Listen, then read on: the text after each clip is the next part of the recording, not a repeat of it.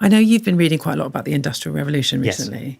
Are there things that we can learn from what happened there to try and mitigate against the sort of some of the disruption that we can expect as AGI comes? I think there's a lot we can learn. It's something you sort of study in school, at least in Britain, but on a very superficial level. Like, it was really interesting for me to look into how it all happened, what it started with, the reasons behind, the economic reasons behind that, which is like the textile industry, and then the first computers were really the sewing machines, right? And then they became punch cards for the early Fortran computers, mainframes.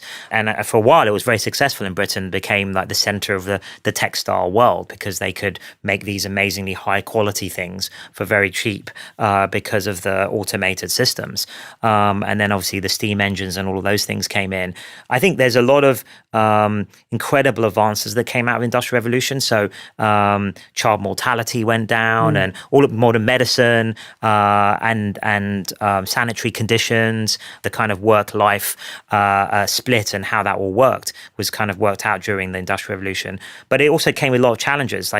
It took quite a long time, roughly a century, and different parts of the labor force were dislocated at certain times. And then new things had to be created, new organizations like unions and other things had to be created in order to rebalance that. So it was fascinating to see the whole of society sort of had to over time adapt, and then you've got the modern world now. So I think there were lots of obviously pros and cons of the Industrial Revolution while it was happening, but no one would want, if you think about what it's done in total, like abundance of people of food and things in the Western world, and modern medicine and all these things, modern transport, that was all because of the Industrial Revolution. So we wouldn't want to go back to pre-Industrial Revolution, but maybe we can figure out ahead of time by learning from it what those dislocations were and maybe mitigate those earlier or more effectively this time. And we're probably going to have to, because the difference this time is that it's probably going to be 10 times bigger than the Industrial Revolution,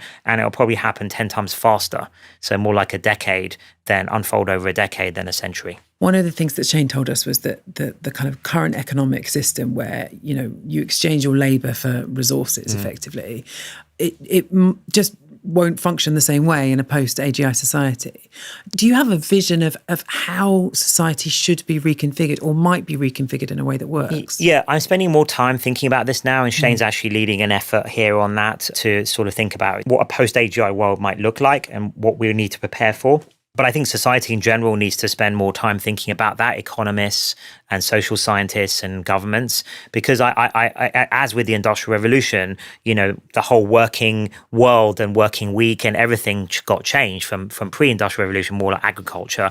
And I think that's going to, at least that level of change is going to happen again. So there's a lot of interesting things I hear, economist friends of mine who are kind of brainstorming this. And I think that would be great if we had a lot more work on that. And then there's the philosophical side of it of like, okay, so jobs will change and other things like that, but then but maybe we'll have fusion will have been solved.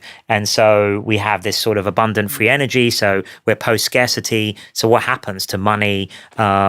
Maybe everyone's better off, but then what happens to purpose, right? Because a lot of people get their purpose from, their jobs and then providing for their families, which is a very noble purpose. So if that's, so there's a lot of, I think some of these questions blend from economic questions into almost philosophical questions.